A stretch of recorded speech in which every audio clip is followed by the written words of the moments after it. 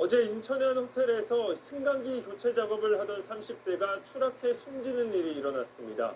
인천 계양구에선 상가 건물에 불이 나 사람들이 대피했습니다. 사건 사고 소식은 한수희 기자가 취재했습니다. 인천 그랜드 하얏트 호텔의 내부 직원용 엘리베이터들입니다. 입구에 테이프를 붙여 이용하지 못하게 막아놨고 옆에는 운행을 정지한다는 안내판이 있습니다. 어제 오후 5시 반쯤 이곳에서 승강기 설치 작업을 벌이던 작업자가 승강기와 함께 추락했다는 신고가 119에 접수됐습니다. 그래서 사실 안 잤어요. 실제 운행 멈춘 적도 있었고, 전기불도 연결 적도 있었고, 건물에서 12층 높이에서 승강기 교체 작업을 하던 30대 남성 A씨는 지하 2층으로 추락했고 현장에서 숨졌습니다. 경찰은 A씨가 교체하려던 새 승강기와 함께 추락한 것으로 보고 2인 1조로 작업하던 동료 등을 상대로 자세한 사고 경위와 안전수칙 준수 여부 등을 조사하고 있습니다.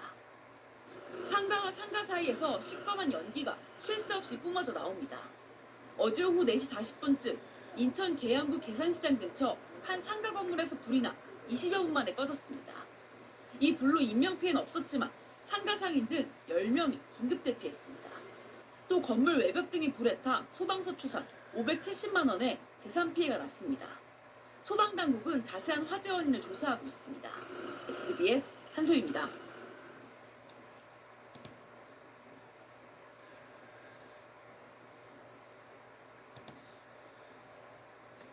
부산의 한 아파트에서 20대 경비원이 엘리베이터 통로로 추락해 숨졌습니다. 한편 폭염특보가 발효 중인 지역에서는 산불도 잇따랐습니다. 사건 사고 소식을 정윤덕 기자가 종합했습니다. 소방대원이 로프에 의지한 채 엘리베이터 통로를 내려가고 있습니다. 부산 해운대구의 한 아파트 1층에서 추락한 20대 경비원의 시신을 수습하기 위해서입니다. 숨진 경비원은 열린 엘리베이터 문을 통해 25m 아래로 떨어져 변을 당했습니다. 경찰은 엘리베이터가 도착하지 않은 상태에서 문이 열린 원인 등을 조사하고 있습니다.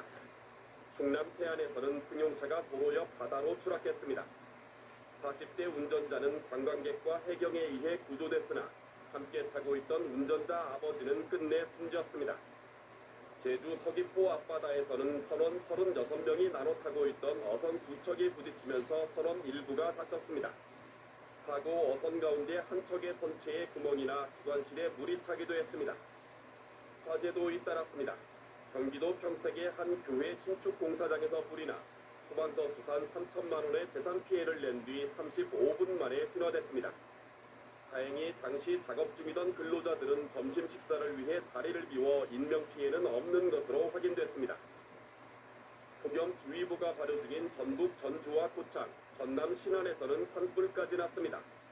짧은 장마가 끝나고 길게 이어진 폭염에 낙엽이 바짝 마르면서 지난해 한 건도 없었던 8월 산불이 올해는 벌써 32건이나 발생했습니다. 연합뉴스TV 정윤덕입니다.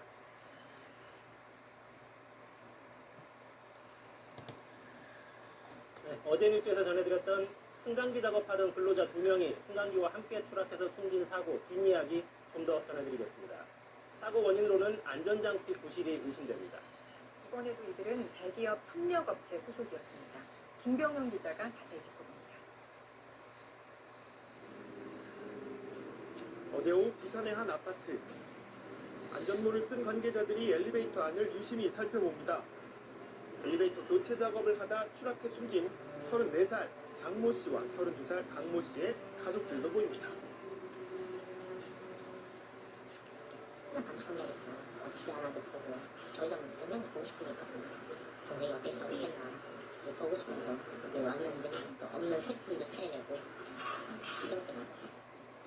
사고 현장을 직접 확인하러 왔지만 죽음 자체가 믿기지 않는데요. 안 믿기지. 뭐 하차하는 거 아니고 더 수행을 하는 거였는데 이거 하고 났던 거지 믿기지 않고. 사고 현장에서 찾은 아들의 소지품을 손에 꼭 쥔 어머니. 우리 아들 오다가 지가 너무 핸드폰 미술이 다 있더라고. 아들 너무 미술하고 가지고 있을 것 같아서 이게 보니까 생각이 안 나서. 어느 날 갑자기 떠난 아들. 오랜만에 보고 싶다. 엄마 생각도 때리고 싶다는 못 보니까 속상하고 불러볼 수가 없으니까 속상하고 만져보고 싶은데 만질 수도 없고. 이런 날벼락 같은 사고 소식이 전해진 건 그제 오후였습니다. 저한테 전화가 왔다고 연락이 안 돼서 하고 기도 확인했고 그때도 현실 부정하더라고요. 고생 아닐 거야. 근데 이게 떴더라고. 너를 처음 봤거나 높은 데서 떨어졌다라고 얘기했더라고요. 좀 높은 데서 떨어졌나 보다. 그 생각을 했는데 10분 정도 있다가 다시 전화를 받았는데 그때 돌아가셨다라고 얘기를 들려가지고 이 아파트는 설치 20년이 넘은 승강기 교체 작업이 한창이었는데요. 오래가지고 지금 아는 거야. 그제 오후 아파트 17층에서 장 씨와 강 씨가 작업을 하고 있었습니다. 17층에 신규 엘리베이터를 고정시키고 새로운 로퍼를 그 엘리베이터에 연결하기 위해서 그 엘리베이터 지붕 위에 올라가서 작업 중이었는데 그런데 갑자기 엘리베이터가 1층으로 추락했습니다. 이 아저씨는 노숙하다가 큰 연기를 흘러나서 지금 연기를 나갔어. 그 크기가 커나고 울지 우리 집 울리든지 끌고 내려오는 소리 나다가 되게 많은 소리 하는 거 알아듣는 거. 형체를 알아볼 수 없을 정도로 부서진 승강기. 출동한 소방대원들이 두 사람을 구조했지만 이미 숨진 뒤였습니다. 경리 아저씨도 오고 일일구 있어도 우리 일일구도 속이 안심했다고요. 엘리베이터 교체 작업은 중단된 상태. 사고 현장엔 누군가가 갖다 놓은 애도의 꽃다발만 남아있는데요. 주민들도 불편함보단 안타까움이 앞섭니다. 호텔은 좋구나. 좀 30대. 그것도 초반에. 힘들겠구나 하는 그런 생각을 하고 있었지만 많이 안 똑같아요. 이런 일이 없어야 되는데 어쩌다가 어떻게 되는지 참 안타깝습니다. 사고 당시 이들은 안전모 등 안전장비는 갖추고 있었습니다. 작업을 위해 고정시켰던 안전장치를 경찰은 일단 의심하고 있습니다. 새로운 엘리베이터를 매달은 안전고리가 부실한 고리에 일단 10층 높이의 고소 작업을 하는 안전고리를 걸어서 엘리베이터가 추락하더라도 작업자는 추락이 안 되게 하는 장치를 해놔야 되는데 그게 다 돼 있기 때문에 엘리베이터 추락과 작업자까지 같이 추락합니다. 아울러 이번 사고의 책임 소재 문제도 지적되고 있습니다. 대기업이 관리업체지만 대부분의 관리 보수는 다시 하청을 받은 중소기업 소속 기사들 담당이었습니다. 숨진 두 사람도 소속된 회사가 이 대기업의 협력업체였는데요. 경찰은 두 회사의 계약 내용 등을 파악하는 데 집중하고 있습니다. 아파트 관리 사업소하고 교체하는 업체와 직접 계약을 해가지고 계약 내용이 지금 거의 부수로 이루어졌기 때문에 파악하는데 쉽지는 않을 것 같은데 계약 내용 파악이 가장 중요합니다. 지난달 21일에도 승강기 정비를 하던 49살 정모 씨가 작업 도중 추락한 뒤 17일 만에 숨을 거뒀습니다. 최근 잇따라 지적되고 있죠. 2인 1조 근무 수칙은 지켜지지 않은 것으로 알려지고 있습니다. 승강기 정비 기사로 일했던 강모 씨의 동생 이런 위험성을 지적합니다. 위에서 뭐가 떨어져서 머리에 맞고 쓰러질 위험 그런 위험에서 다분한 직장인 확실해요. 저층에서 작업을 했으니까 그게 좀 흘렸으면 좋겠어요. 갑작스러운 사고로 가족을 잃은 유족들의 바람은 이렇습니다. 나한테 잘했고 부모한테 잘했고 좋은 동생이야. 이 사고 났는지만 정확히 이렇게 밝혀주셨으면 좋겠어요. 지하철 구의역 사고와 태안 화력발전소 사고 등으로 이제 낯설지 않은 위험의 외주화. 하루라도 없어서는 안 되는 승강기. 그 안전을 담당하는 근로자들은 정작 안전을 위협받고 있습니다.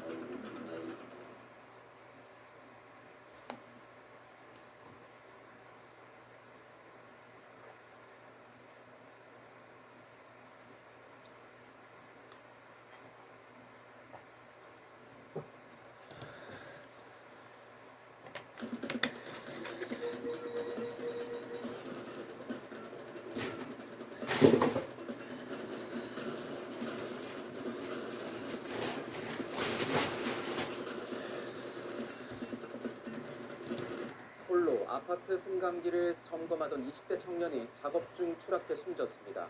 승강기 점검은 적어도 2명 이상의 팀을 꾸려서 하도록 되어 있지만 이번에도 이 권고 규정은 있으나 마나였습니다. 최재원 기자입니다. 아파트 지하주차장에 구급대원이 출동합니다. 엘리베이터에서 한 남성을 들것에 태운 뒤 인근 병원으로 급히 내달립니다. 동료가 승강기에서 작업하다 아래로 떨어진 것 같다는 신고가 접수된 건 그제 오후 2시쯤. 그 같이 일하신 분이 핸드폰만 어디 얘가 있지 사람도 없고 그래가지고 뭐 신고를 했다고 그런 걸 소방차가 뭐 오시고 또 뭐 119차에다가 또 뭐 경찰차에다가 한 몇 대가 와가지고 남성은 7층에서 혼자 승강기를 수리하다 약 20m 아래 이곳 지하 2층으로 떨어졌습니다. 남성은 의식불명 상태로 병원으로 옮겨졌지만 끝내 숨졌습니다. 숨진 남성은 사고 전 자신의 동료에게 혼자 작업하기 힘드니 도와달라는 문자를 보낸 것으로 확인됐습니다. 정부는 지난 2019년 승강기 점검에 2명 이상 작업을 규정해놨지만 강제력 없는 권고다 보니 제대로 지켜지지 않는 겁니다. 지난 16일에도 경기 오산시 한 상가 건물에서 혼자 엘리베이터를 수리하던 30대 남성이 추락해 숨지는 등 나홀로 작업 중 사고가 끊이지 않고 있습니다. 승강기 업계는 예견된 인재라고 입을 모읍니다. 옷으로부터 현실화가 안 되니까 직원을 그만큼 많이 둘 수가 없고 중간에 고장 신고가 들어오면요 한 명은 점검을 하고 한 명은 고장 수리를 받아야 되는 상황.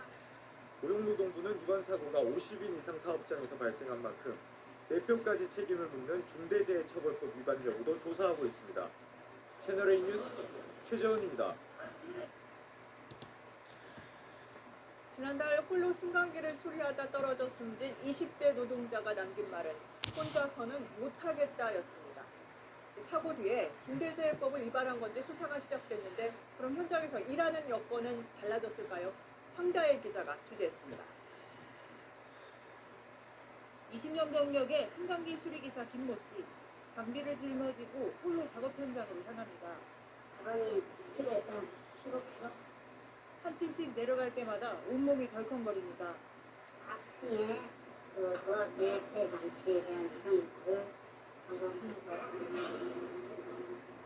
험큼한 통로에서 의지할 거라곤 안전벨트와 안전봉투, 오래된 승강기 같은 경우는 한 줄로는 돼 있거나 아예 난간대가 없는 경우도 있습니다. 사방이 위험인 작업 환경, 지켜봐줄 누군가가 절실합니다. 분명히 들어오긴 하는데 각각 한 대씩 점검을 실시하고요. 고장 수리 때는 혼자 장비를 옮기면서 사고 원인을 찾아 수리하고 민원도 받아야 합니다.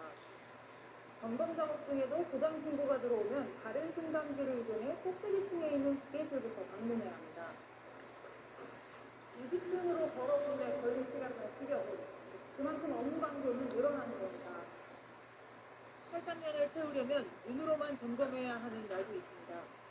1인 안에서 대기를 하고 있고 수동 운전에서 내린 다음에 또 한 명이 근데 지금 한 명밖에 없는데 어떻게 일단은 오늘은 이런 점검으로 이 업체에선 지난달 20대 노동자가 홀로 승강기를 수리하다 숨졌습니다.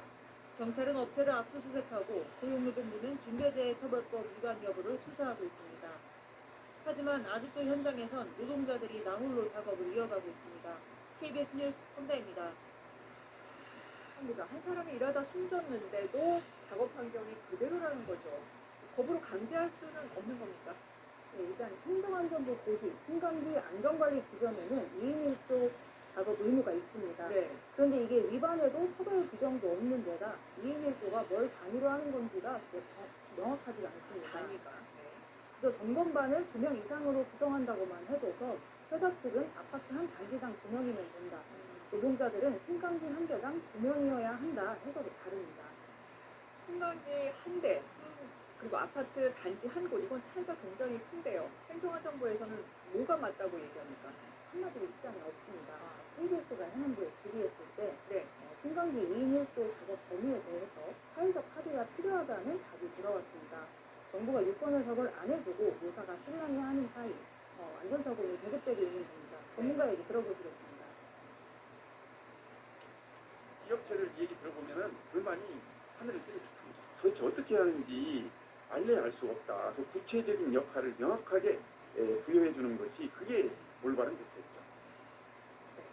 황 기자가 직접 이제 현장에 나가봤는데 승강기 같은 곳에서 안전하게 일하려면 뭐가 필요합니까? 승강기 작업 환경을 직접 본 건 저도 처음이었는데요. 네. 일단 어둡고 좁은 데다가 상시적으로 추락 위험이 있고 확인해야 할 항목도 많았습니다. 그래서 산업안전법 관련 규칙에선 승강기 관련 작업 시 지휘하는 사람을 선임하라고 규정했습니다. 작업자 외에 추가 인원이 필요하다는 겁니다. 네. 이 법을 근거로 나 홀로 승강기 작업 중 사망한 사건에서 지휘자가 없었다는 이유로 사측의 유죄 판결이 내려지기도 했습니다. 승강기 수리기사의 안타까운 추락사가 반복되지 않으려면 구체적인 안전관리 기준을 신속하고 또 명확하게 만들어서 현장에서 반드시 준수하도록 하는 게 중요합니다. 네, 신대희 기자 잘 들었습니다.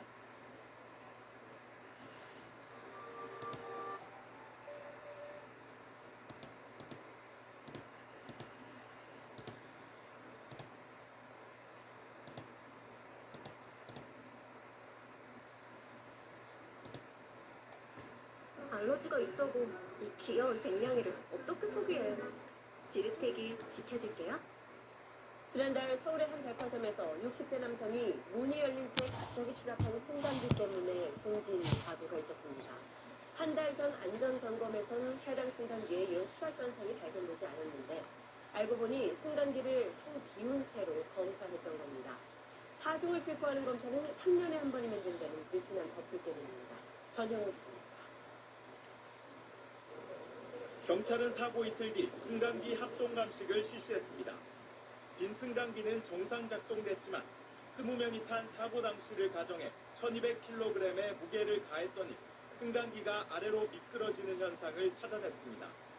제동 장치가 낡고 도르래와 로프가 닳아 마찰력이 떨어질 때 생기는 현상입니다. 하지만 해당 승강기는 사고 한 달 전 정기검사에서 큰 문제 없이 통과했습니다. 한 달마다 하는 자체 점검과 1년마다 하는 정기검사에서는 하중을 실는 검사를 하지 않습니다. 3년마다 하는 정밀 검사에서만 이뤄지는 겁니다. 제작된 지 18년째인 해당 승강기는 올해 말에나 하중을 싣고 하는 정밀 검사를 받게 돼 있었습니다. 더구나 이 백화점의 승강기 16대 전부를 당국이 특별 점검한 결과 다른 4대에서도 심각한 문제가 드러나 운행이 정지됐습니다. 그만큼 자체 점검이 허술하고 법이 정한 검사 요건도 느슨하다는 뜻입니다. 제작된 지 15년이 넘은 노후 엘리베이터는 전국에 17만 대나 됩니다. 엘리베이터 타고 가려다 무섭다고 에스카레이터 타고 가서 승강기 사고를 줄이기 위한 검사 항목을 늘리고 규정을 강화할 필요가 있습니다. SBS 전영우입니다.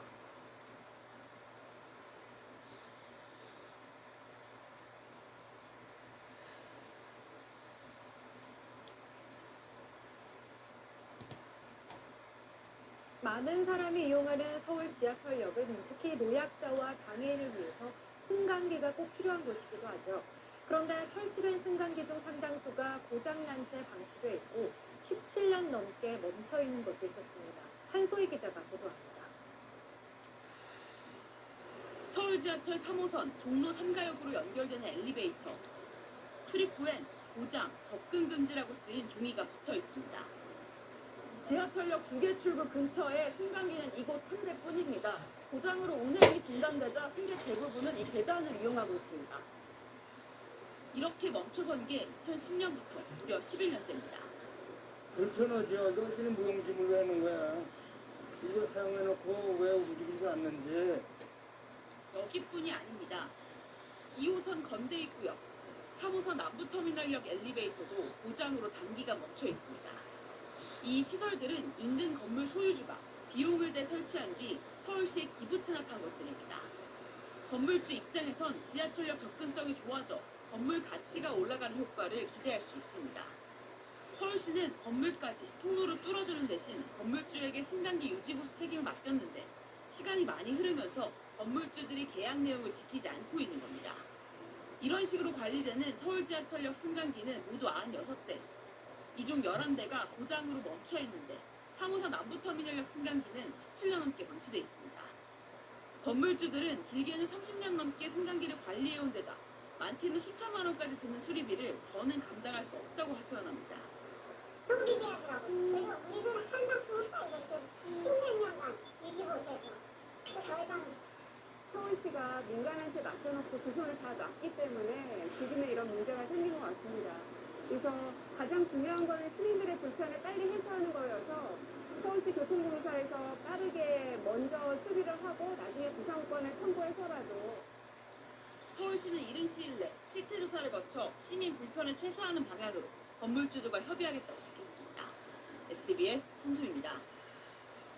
네, 안녕하십니까. 김현우입니다. 더 많은 뉴스와 라이브 이벤트를 보고 싶으시면 화면 오른쪽을 눌러서 구독해 보시길 바라겠습니다. 또 저희 SBS 앱을 다운로드 하시면 속보 알림도 받아보실 수 있습니다. 항상 저희 SBS 뉴스를 시청해 주셔서 대단히 고맙습니다.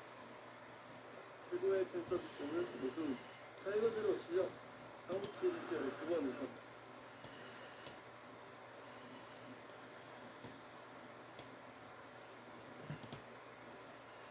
승강기 유지보수업체가 중고 부품을 새 것처럼 속여서 시민들의 안전 위협하는 실태 전해드렸습니다만 반복되는 사고에는 점검을 부실하게 하는 게 한몫을 합니다.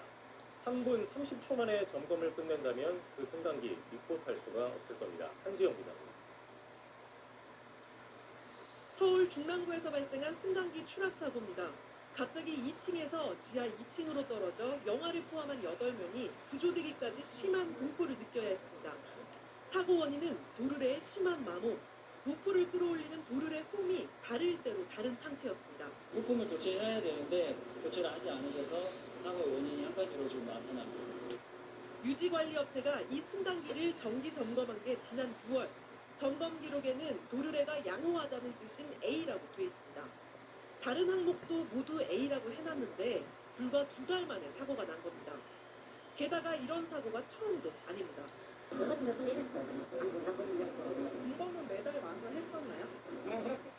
허술한 점검은 이것뿐만이 아닙니다. 한 아파트에 유지관리업체 직원이 승강기를 점검하러 들어갑니다. 점검을 끝내고 나오기까지 걸린 시간은 3분 30초에 불과합니다. 승강기 사고로 119 구조대가 출동한 건수는 해마다 늘어 지난해 2만 4천여 건에 달합니다. 그런데 유지보수업체들이 신고한 고장 건수는 해마다 줄어 지난해 710건이라고 되어 있습니다. 고장 사실을 쉬쉬하고 감추는 겁니다. 거의 신고 잘 안 하죠.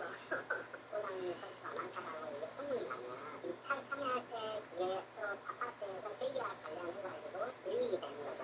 마이너스 증가가 되는 거예요. 시민의 안전을 위협하고 심지어 목숨까지도 앗아가는 승강기 사고. 관행으로 묻어진 부실 점검이나 거짓 검사도 차제에 뿌리 뽑아야 한다는 목소리가 높습니다. SBS 한지연입니다.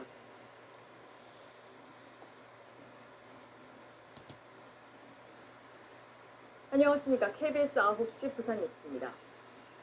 880가구에 달하는 아파트 단지의 승강기가 모두 멈춰서게 생겼습니다. 승강기 안전관리법을 어겨 승강기 안전공단이 단지 전체에 승강기 운행 금지 조치를 했기 때문인데요. 기약 없이 승강기를 이용하지 못하게 된 주민들은 황당하기만 합니다. 김옥천 기자의 보도입니다. 21개 동 880가구가 살고 있는 부산 해운대구의 한 아파트. 아파트 입구마다 승강기 운행이 중단된다는 안내문이 붙어 있습니다. 이 아파트 단지는 오늘을 끝으로 엘리베이터 운행이 금지됩니다. 최대 24층짜리 아파트 단지이지만 앞으로는 집으로 갈 때 이렇게 계단을 통해서 가야만 합니다. 승강기 안전공단이 해당 아파트 전체 단지에 승강기 운행 금지 결정을 내린 겁니다. 아파트 전체 방송을 통해 승강기 운행 금지 이틀 전에야 소식을 들은 주민들은 황당하기만 합니다. 없으면 안 되죠. 지금 무릎도 안 좋고 계단 오르내려가기 힘들어요. 엘리베이터 없으면 절대 안 돼요. 근데 이건 너무 다 황당해요. 승강기 안전관리법에 따르면 승강기에는 어린이 손끼임 방지 등 실내 안전장치를 의무적으로 설치해야 합니다. 승강기 안전공단은 2011년 첫 정밀 안전 검사에서 해당 아파트에 승강기 안전장치가 없는 것을 확인했습니다. 그 뒤 12년 동안 3차례 더 검사를 진행하는데도 아파트 측이 안전장치를 설치하지 않자 관련 법에 따라 이 같은 조치를 내린 겁니다. 최종적으로 지금 보완할 수 있는 기간을 최종적으로 드렸는데도 불구하고 지금 조치가 안 되다 보니까 아파트 측은 입주민을 상대로 행정 집행 중지 서명을 받는 한편 승강기 운행 금지 취소 소송까지 진행하기로 했습니다. 오늘 23월 달에 진행 조치를 하는데 어느 정도 이해가 됐으면은 뭐 그런 거 필요 없는 거잖아요. 승강기 운행 재개가 불투명한 상황 속에서 입주민들만 불편을 겪게 됐습니다. KBS 뉴스 김옥천입니다.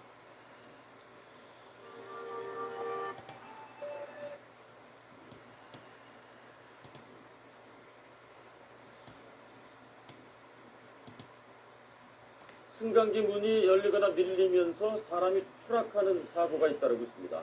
정부가 2008년에 승강기 문의 안전 기준을 마련하였습니다만 그 이전에 설치된 승강기가 많아서 문제입니다. 조정아 기자입니다. 전동 스쿠터가 승강기 통로에 처박혀 있습니다. 56살 고모 씨를 태운 전동 스쿠터가 승강기 문을 뚫고 지하로 추락한 것입니다. 승강기를 기다리던 고 씨는 손자를 안은 채 전동 스쿠터를 작동하다 실수로 승강기 문에 부딪혀 이렇게 문이 그대로 밀리며 추락한 겁니다. 4년 전에는 전동 휠체어를 탄 30대 장애인이 승강기 문을 들이받고 15m 아래로 떨어져 숨지기도 했습니다. 승강기 문이 억지로 열리는 걸 막아주는 부품인 도어슈가 충격을 버티지 못한 것입니다. 도어슈라는 게 있는데 그게 이제 그렇게 생각처럼 강하지 못해요. 그러니까 그거는 외부 충격이 있으면 열릴 수 있다고 보시면 돼요.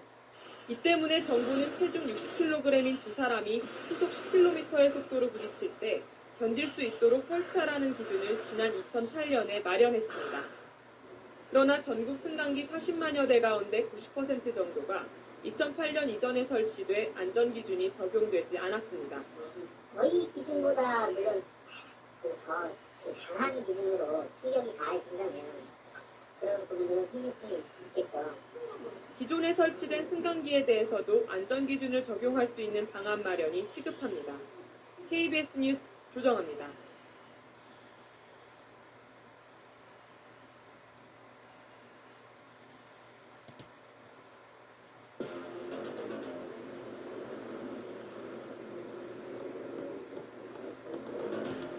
교통 약자를 위해 지하철 역사마다 설치되어 있는 휠체어 리프트.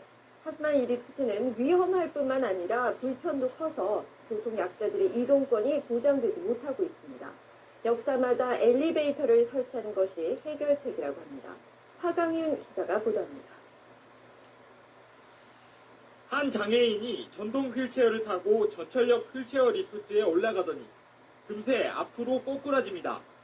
지난 2008년 수원 화서역에서 일어난 사고로 80대 장애인은 추락해 숨졌습니다. 2009년 삼각지역에서는 여성 장애인이 리프트를 이용하려다 추락해 중상을 입기도 했습니다. 장애인들을 위한 장치라지만 휠체어 리프트는 위험하기만 합니다. 조금만 리프트에서 벗어났다간 큰 사고로 이어질 수 있는 겁니다. 80kg에 달하는 전동 휠체어에 사람까지 함께 올라 이동하다 보니 고장도 잦습니다. 실제로 서울도시철도공사가 관리하는 역사에서 휠체어 리프트 고장 미수는 지난해 62건, 올해 지난달까지만 해도 54건이나 됐습니다. 문자를 너무 많이 주세요. 하루에 4번에서 4번 주실 때도 있고요. 7월달 한 달 동안은 그 리프트 부품이 없어서 아예 이용을 못한 적도 있었습니다. 매번 리프트를 이용할 때마다 영무원을 불러야 하는 것도 불편하고 이용 시간도 많이 걸립니다. 그냥 걸어서 이동했을 때보다 휠체어 리프트를 이용했을 때 얼마나 더 오래 걸리는지 한번 비교해봤습니다. 휠체어 이용자가 10배 가까이 시간이 더 걸렸습니다. 그래서 장애인 단체들은 모든 역사에 엘리베이터를 설치해야 한다고 요구하고 있습니다. 국가인권위원회도 지난 2009년 모든 역사에 휠체어 리프트 대신 엘리베이터를 설치하라고 권고했습니다. 모든 사람이 편리 사업을 찾기 위해서는 좀 빠른 시일 내에 강화문에 엘리베이터를 설치해 주셔서 감사하겠습니다. 서울 시내 302개의 지하철 역사 가운데 리프트를 타야만 이용할 수 있는 곳은 아직 41곳이나 남아 있습니다. SBS 화강윤입니다.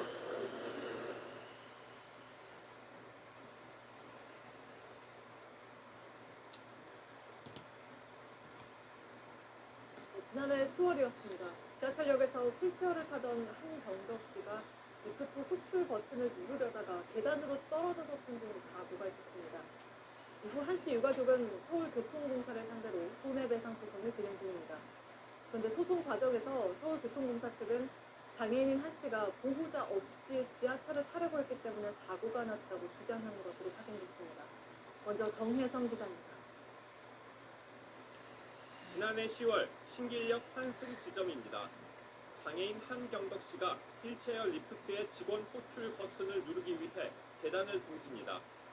하지만 버튼을 누르기 직전에 계단 아래로 추락합니다. 당시 계단과 버튼 간 거리는 1m보다 짧았습니다. 결국 한 씨는 올해 1월 고인이 됐고 유가족은 서울교통공사 측에 소송을 제기했습니다. 그런데 서울교통공사가 재판부에 제출한 준비 서면을 입수한 결과 사고 원인으로 보호자를 동반하지 않은 한 씨 책임을 강조한 것으로 확인됐습니다. 장애인인 고인의 경우 반드시 보호자와 동반해 교통수단을 이용하는 게 상식에 부합한다고 주장한 겁니다.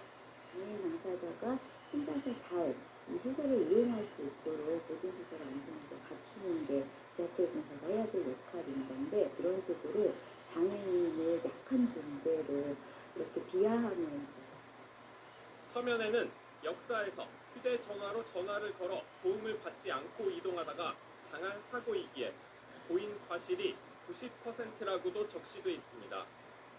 승강기 안전관리공단의 휠체어 리포트 사용 방법에는 첫 번째가 호출 버튼 누르기로 돼 있습니다.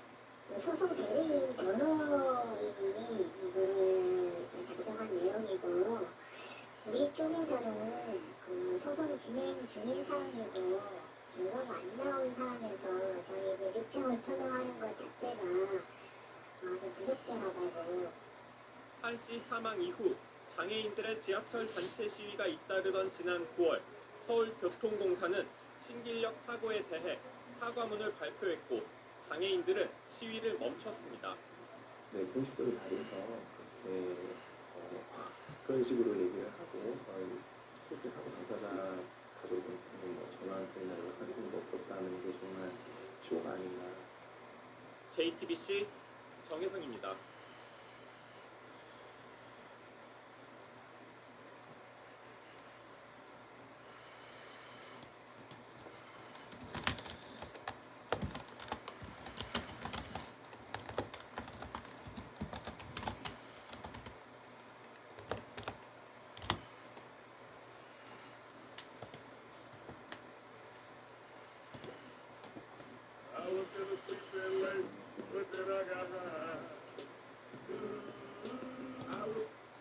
네, 마을버스가 차량 넉 대와 건물 외벽을 들이받는 사고가 났습니다. 중국산 전기버스였는데요. 경찰은 버스에 결함은 없는지 국과수에 분석을 의뢰했습니다. 백승현 기자입니다. 서울 성북구의 내리막길. 제한속도가 시속 30km인 어린이보호구역을 마을버스 한 대가 질주해 내려옵니다. 속도를 주체하지 못한 채 덜컹거리며 달려갑니다. 잠시 뒤 버스는 신호를 기다리던 차량 넉 대를 들이받고 맞은편 건물과 충돌한 뒤에야 멈춰섰습니다. 문이 안 열려서 소방차가 와서 해가지고 열려서 나오셨거든요. 다리를 걸으셨어요. 어제 낮 12시 반쯤 승객 9명을 태운 마을버스가 자중 추돌 사고를 내 5명이 다쳤습니다. 사고 당시 충격으로 차량 진입을 막는 쇠기둥도 뽑혀나갔습니다. 버스기사는 경찰 조사에서 핸들과 브레이크가 작동하지 않았다고 진술했지만 버스 수입사는 운전 미숙을 주장하고 있습니다. 사고가 난 버스는 지난해 9월과 올해 1월에도 내리막길에서 미끄러지는 사고가 났던 중국산 전기버스와 같은 모델입니다. 국토교통부는 같은 버스에 사고가 잇따르자 조사에 나섰습니다. 국토부는 해당 버스가 국내 판매량이 많고 지난해 사고가 여러 번 난 만큼 우리 안전기준에 적합하게 제조됐는지 조사하는 자기인증 적합조사를 올해 시작했다고 밝혔습니다. 경찰은 이번 사고가 운전자 과실인지 차량 문제인지 따져보기 위해 사고가 난 버스를 국립과학수사연구원에 보낼 계획입니다. 채널A 뉴스 백승현입니다.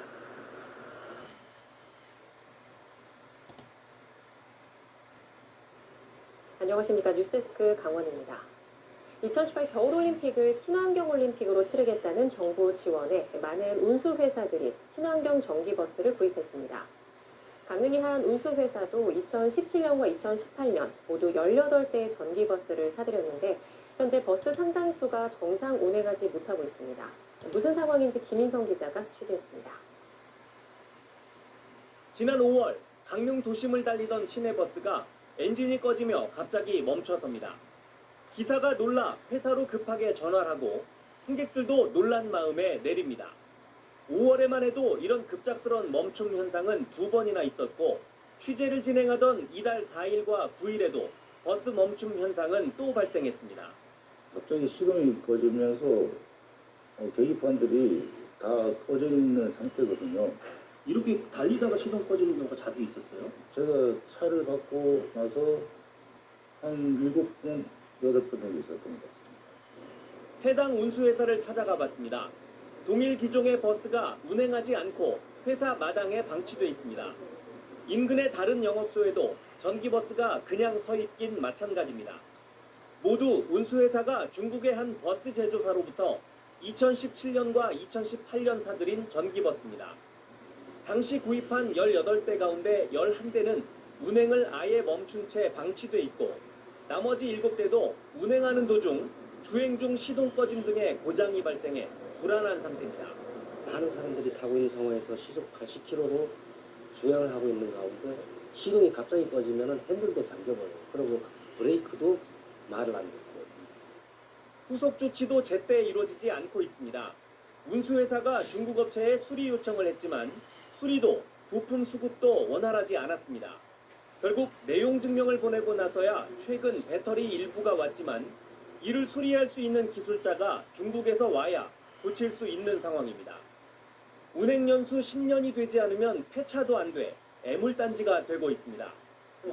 당시 국토교통부의 저상버스, 환경부의 전기자동차 보급 사업을 통해 대당 4억 원 가까이 하는 전기버스를 자부담 6천만 원대에 구매할 수 있었습니다. 그렇다고 다른 중국 제조사에 문제가 있는 건 아닙니다. 이 운수회사는 2019년 이후 다른 중국 제조사 2곳에서 29대의 전기버스를 추가로 구입했는데 큰 고장도 없고 수리와 부품 수급도 문제가 없는 실정입니다. 운수회사 측은 특정 중국 제조사의 전기버스를 둘러싼 문제의 취재에는 응했지만 정식 인터뷰는 하지 않았습니다. 당시 전기버스가 출시 초기 단계였던 데다 기술력이 지금보단 현저히 떨어지다 보니 초기에 구입한 지역 운수회사에 적지 않은 피해를 주고 있습니다. MBC 뉴스 김인성입니다. 지금 쓰고 있는 돋보기를 버리세요.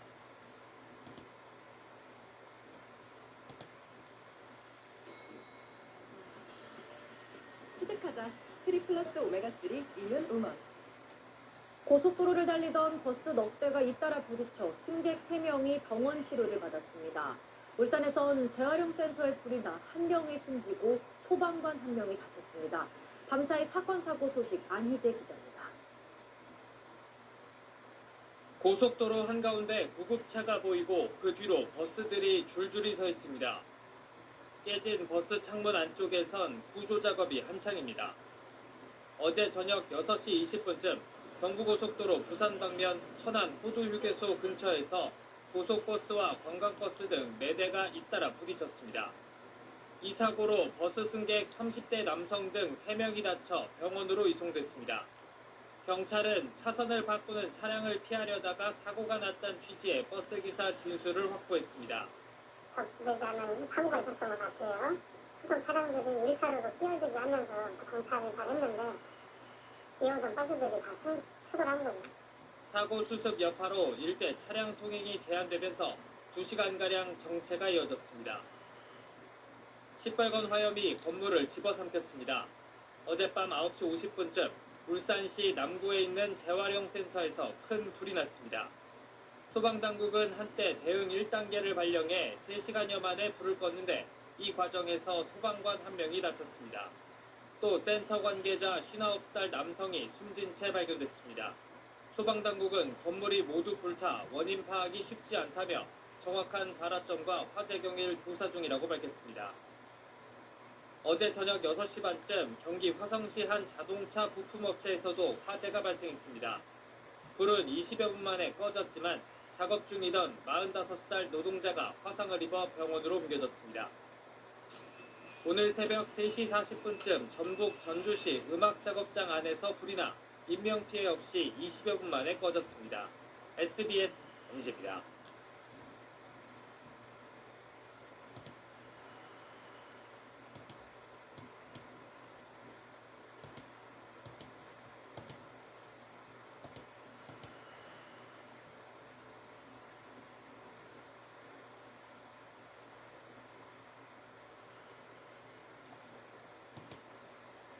오늘 오전 9시쯤 서울 대포동 구룡말 인근 도로에서 50대 여성이 좌회전하던 시내버스에 치여서 다리 등을 다쳤습니다.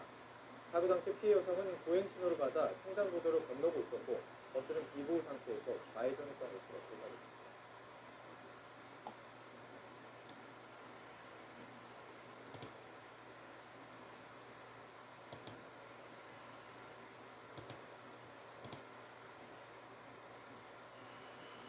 오늘 낮 서울 지하철 2호선에서 흉기 사건이 또 벌어졌습니다.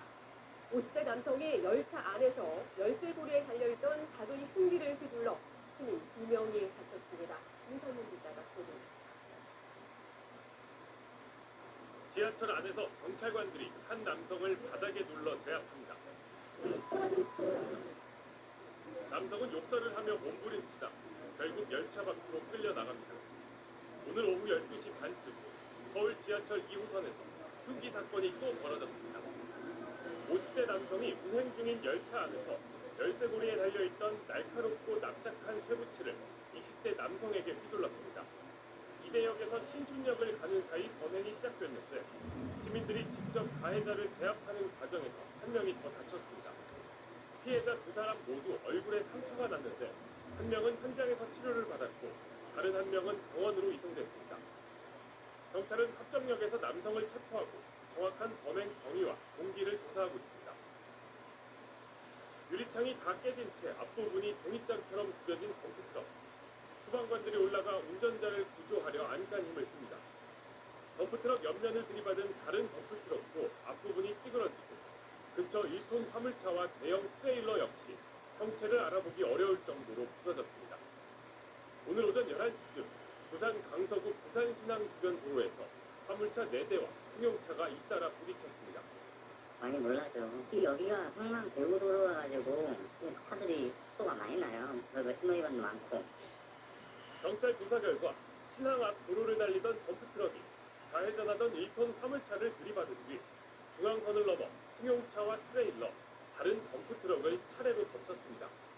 이 사고로 1톤 화물차 운전자와 동승자가 숨지고 덤프트럭 운전자 1명도 목숨을 잃었습니다. 다른 차량 운전자 등 5명도 어깨나 발목 등을 다쳐 병원으로 옮겨졌습니다. 경찰은 1톤 화물차가 신호를 무시하고 좌회전하다 사고가 시작된 것으로 보고 정확한 경위를 조사하고 있습니다. MBC 뉴스 윤상문입니다. 뭔 짓을 해도 깎이지 않는다고 딱딱한 발톱을 싹 녹여주는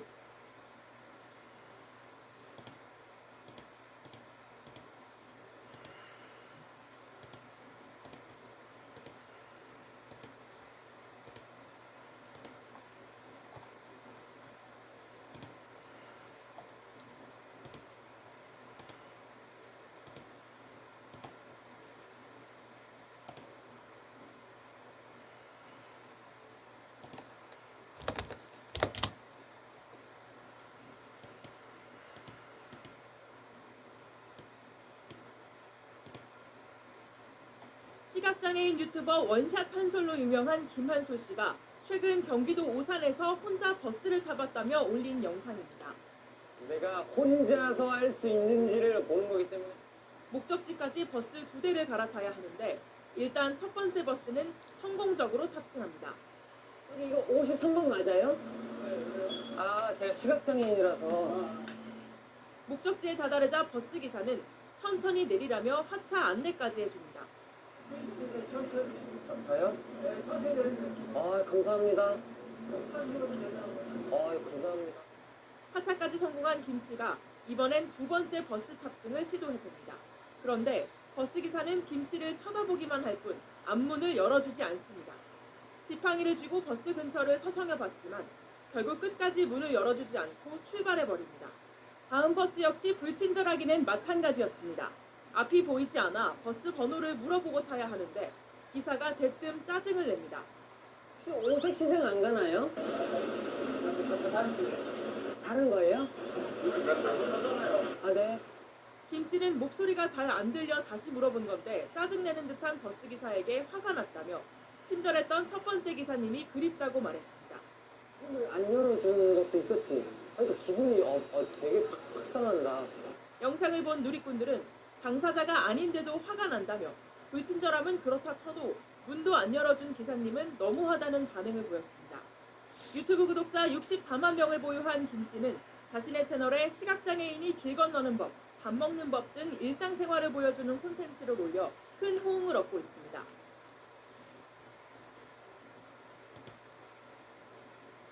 장애가 있다는 사실을 미리 알리지 않았다며 새든 집에서 나가달라는 통보를 받은 장애인이 있습니다. 엄연한 장애인 차별금지법 위반이지만 이 장애인은 압박을 버티지 못하고 결국 집을 비워주기로 했습니다. 이희연 기자가 취재했습니다. 근육 기능이 약해지는 근위영양증으로 누워 지내는 최용호 씨. 넉 달 전 처음으로 자립생활에 도전했습니다. 하지만 원룸이사 한 달 만에 난관에 부딪혔습니다. 건물주가 장애가 있다는 걸 미리 말하지 않았다며 퇴거를 요구한 겁니다. 본인 원룸에 장애인이 살고 있는지 몰랐다. 장애인도 알리지 않고 들어왔기 때문에 본인 정당한 권리로 쫓아가고 싶어서. 특히 문제 삼은 건 특수휠체어.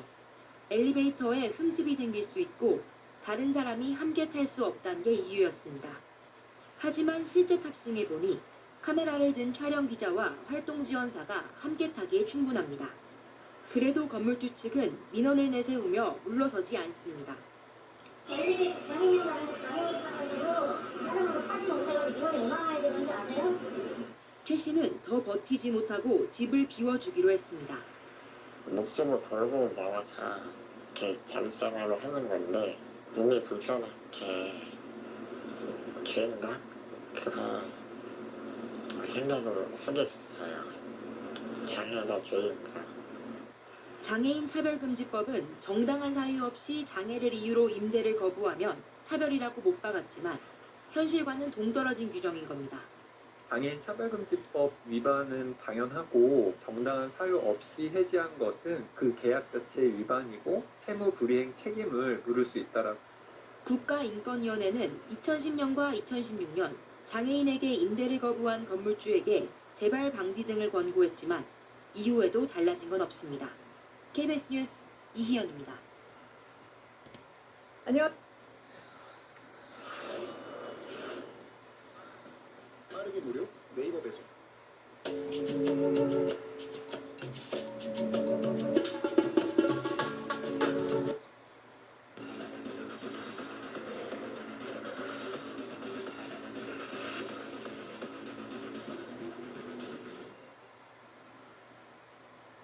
제보로 만드는 뉴스 제보자 순서입니다. 광주에는 발달장애인의 자립과 재활을 돕는 주간보호센터가 여러 곳 운영되고 있는데요. 한 주간보호센터가 입주한 상가 건물 3층에 원래 있었던 장애인용 화장실이 없어지면서 발달장애인들이 큰 불편을 겪고 있습니다. 어떻게 된 일인지 손민주 기자가 보도합니다. 광주 남구의 한 건물 3층에 있는 발달장애인 주간보호센터입니다. 한 발달장애인이 사회복지사와 함께 엘리베이터를 타고 옆 건물로 이동합니다. 여기 계단 조심해야 돼. 여기 봐봐. 발달장애인이 찾아간 곳은 옆 건물의 한 장애인용 화장실. 센터와 같은 층에 있던 장애인용 화장실이 일주일 전 없어지고 일반 화장실로 바뀌었기 때문입니다. 1, 2층에 장애인용 화장실이 있지만 세면대가 없어 손조차 씻을 수 없는 상황입니다. 처리를 못하는 애들이 거의 대부분이에요. 장애인 화장실에서는 그래도 넓으니까 교사나 선생님들이 들어가서 같이 해줄 수가 있는데 장애인 화장실을 일반 화장실로 개조하는 곳입니다. 이렇게 사람 한 명이 들어가면 한 칸이 꽉 차다 보니 보호자와 함께 이용해야 하는 발달장애인은 이용이 어렵습니다. 장애인용 화장실을 없앤 건 같은 상가 입주자들입니다.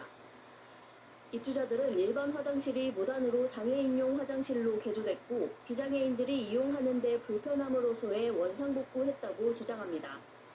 하지만 센터 측은 무단 개조한 적이 없다며 장애인 권리를 무시한 처사라고 말합니다. 편의시설을 하나가 배제됨으로써 이렇게 밖으로 내몰아야 되는 그 상황이 좀 이해가 안 가서. 장애인 주간보호센터는 광주에만 39곳, 대부분 보조금을 받는 비영리 기관이다 보니 편의시설 부족이나 차별을 겪는 경우가 많습니다. 이제 그 역할을 국가에서 하지 못하니까 그 센터에서 하고 있는데 좀 더 장애인들에게 뭐 접근성이라든지 안전하고 편리한 공간이 되어줘야 한다. 장애인 단체는 발달 장애인의 자립과 돌봄을 위해 지자체가 보다 적극적으로 나서줄 것을 요구하고 있습니다. KBS 뉴스 손민주입니다.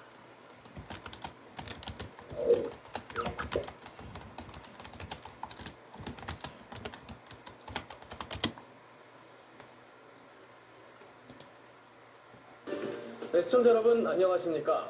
장애인 화장실 요즘은 지하철이나 공공기관은 물론이고 쇼핑몰 같은 곳에서도 흔히 볼 수 있습니다. 그런데 정작 장애인들은 이 화장실을 사용하기가 너무 불편하다고 하는군요. 최희영 기자입니다.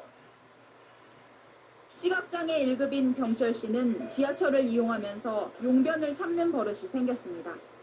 화장실 위치를 알려주는 점자 안내선이나 남녀 화장실을 구분하는 점자 표시가 제대로 설치되지 않은 겁니다. 막 찾다가 두리번 하다가 급해서 여자 화장실 들어가서 막 이상한 막 경우도 있고. 지체장애 2급인 정수 씨도 마찬가지입니다. 휠체어를 탄 채로는 화장실 문조차 열기 힘듭니다.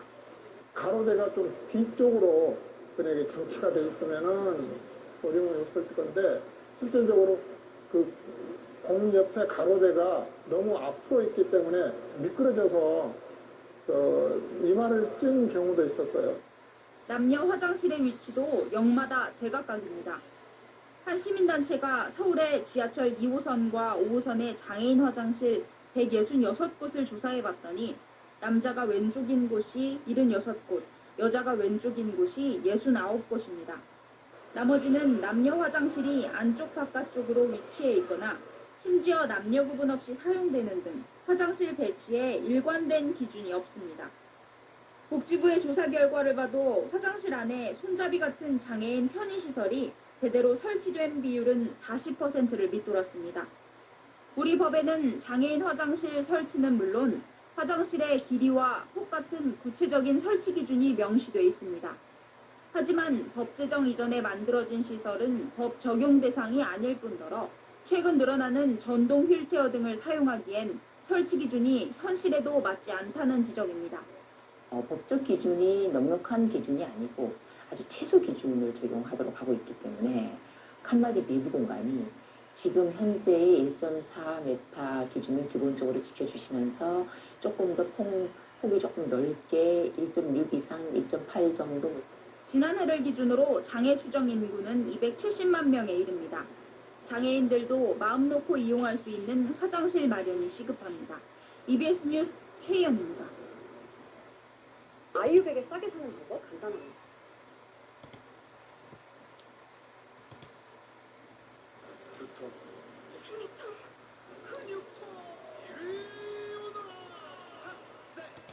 장애인들의 필수품으로 자리 잡은 전동 휠체어나 전동 스쿠터. 그러나 정작 장애인 화장실에서는 사용이 쉽지 않다는 사실 알고 계십니까? 과거 수동 휠체어 규격에 맞춰 정해진 장애인 화장실 면적 기준이 전동 휠체어의 크기를 따라가지 못해 벌어지는 일이라는데요. 자세한 사연 안윤아 기자가 취재했습니다. 전동 휠체어를 타고 장애인 화장실을 이용해봤습니다. 문을 열고 들어가는 데엔 성공했지만 공간이 협소하다 보니 휠체어 방향 돌리기가 쉽지 않습니다. 문을 닫거나 변기에 앉기 위해 휠체어를 이동시켜야 하지만 적잖이 애를 먹습니다. 장애인 화장실 공간이 전동 휠체어 크기에 맞지 않는 건 현실에 맞지 않은 법 기준 탓이 큽니다. 수동 휠체어 크기에 맞춰 폭 1.4m를 최소 기준으로 정한 10년 전 시행 규칙이 아직 적용되고 있는 겁니다. 전동 휠체어나 전동 스쿠터의 활동 반경은 이보다 큰 1.8m에 달해 화장실 폭이 넉넉하게 2m는 돼야 합니다. 장애인용 승강기나 경사로에는 건폐율이나 용적률이 적용이 되지 않고 있습니다. 유독 장애인용 화장실은 예외입니다. 앞으로 장애인용 화장실에 대한 인센티브를 줘서 넓고 자유롭게 쓸 수 있도록 전동 휠체어나 전동 스쿠터를 이용하는 장애인은 지난 2014년 기준 11만 2천 명, 필요하다고 응답한 수도 26만 명에 이릅니다. 또 정부의 복지 확대 방침에 따라 건강보험공단이 해마다 1만 명에 가까운 장애인에게 전동 휠체어나 전동 스쿠터를 무상 제공하고 있습니다. 하지만 과거에 머물고 있는 법 기준, 현실을 따라잡지 못하는 탁상 행정 탓에 장애인들의 불편이 계속되고 있습니다. YTN 안일학입니다.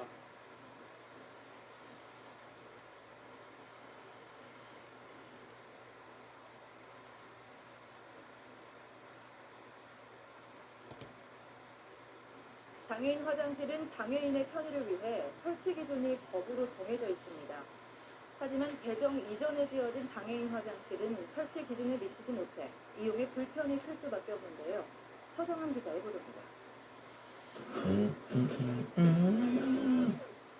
지체장애 1급인 김병민 씨는 공원 화장실 이용이 두렵습니다.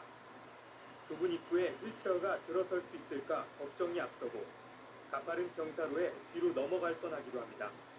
어렵사리 화장실에 들어갔지만 화장실 칸 문이 좁아 이용조차 어렵습니다. 화장실을 이용할 수 없어요. 참고 다른 데로 가야 될 것 같아요. 주변에 지하철역 있으면 지하철역으로 가야 될 것 같아요. 야외에서 화장실을 가기 쓰는 걸 꺼려하죠. 들어가서 입구부터 이렇게 들어가고 있는데 그러면 그게 다 스스로 문이 알고 계신 거죠. 또 다른 공원의 화장실입니다. 내부 공간부터 협소합니다. 휠체어가 자유롭게 움직일 수 있도록 1.4m 이상의 길이를 확보해야 하는데 기준에 미치지 못합니다.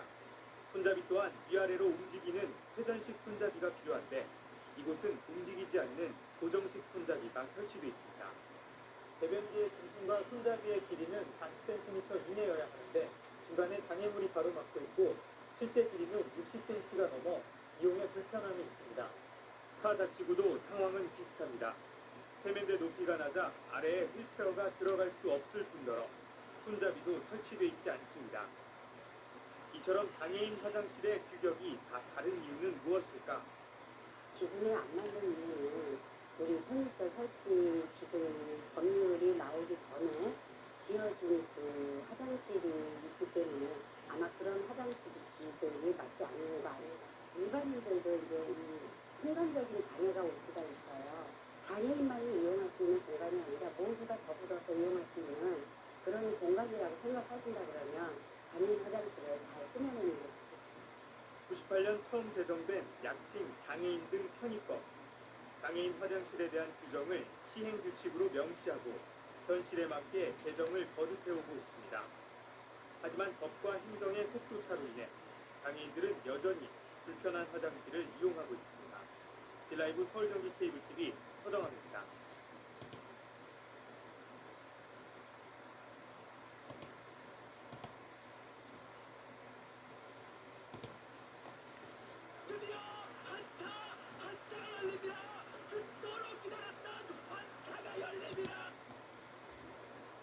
지하철역 장애인 화장실입니다. 세면대나 휴지거리는 활동이 불편한 장애인들에게 맞게 1, 2cm만 높이거나 낮춰도 크게 편리해질 수 있습니다. 지하철역 내 엘리베이터도 마찬가지입니다. 내부에 거울이 설치되어 있으며 출입문이 열리고 닫히는 것을 직접 확인할 수가 있어 휠체어를 탄 장애인의 지하철 이용이 한결 편리해집니다. 1에서 4호선을 운영하는 서울메트로는 장애인들이 좀 더 편리하게 지하철을 이용할 수 있도록 편의시설 개선 작업에 들어갔습니다. 특히 사업에 앞서 장애인들의 의견을 반영한 것이 특징입니다. 지금까지는 운영자 측면에서 보장 계획을 수립하고 추진하였으나 장애인들이 지하철을 편리하게 이용할 수 있도록 장애인이 직접 참여하여 배기 쉽게 역을 전수조사하였습니다. 이에 따라 화장실의 경우 세면대 비누 위치와 휴지거리 높이가 휠체어 장애인의 사용 높이에 맞게 조정됩니다.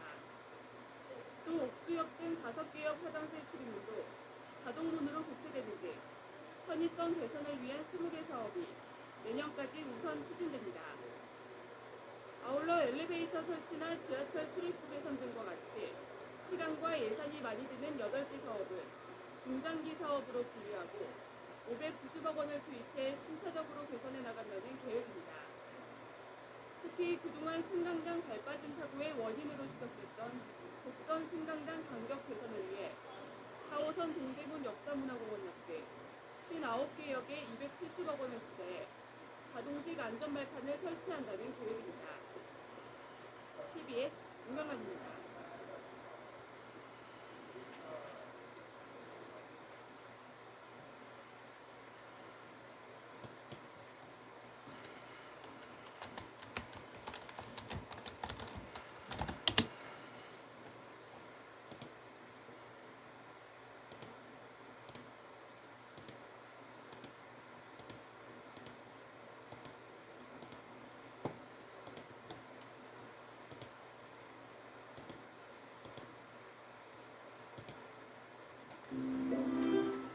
안녕하세요. 나누면 행복 청년입니다.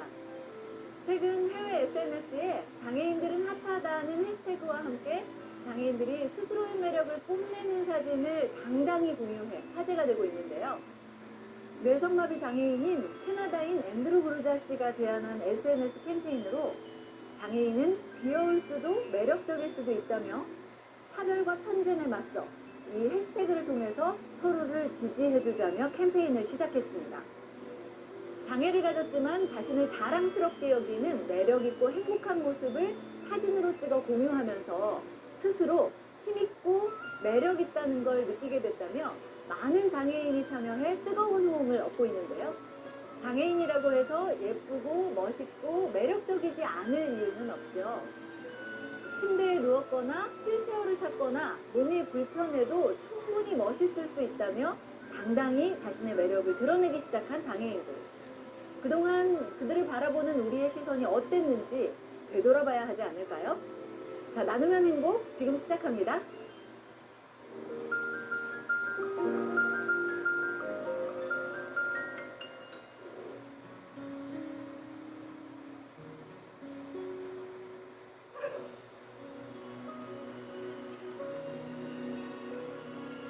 승현아, 학교 가서 일어나. 야, 우리 중학생 승현, 이제 일어나야지. 어?